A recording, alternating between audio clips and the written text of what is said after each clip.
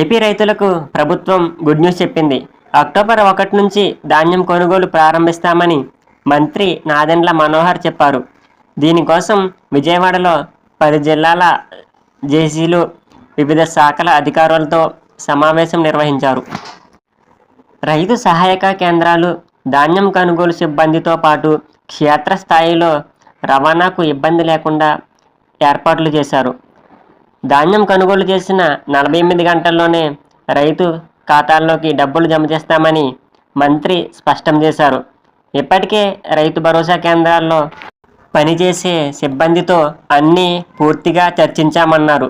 ముందస్తుగా పెద్ద సంఖ్యలో లారీలను, అధిక సంఖ్యలో గన్ని బ్యాగులకు ఇబ్బంది లేకుండా ఏర్పాట్లు చేశారు.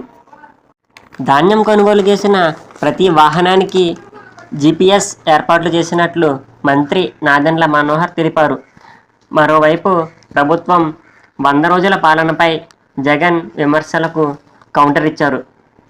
ఇంతకు ముందున్న జగన్ కరెక్ట్గా ఉంటే రబీ పంటను కొనుగోలు చేసి 1674 కోట్లు ఎందుకు చెల్లించలేదని ప్రశ్నించారు.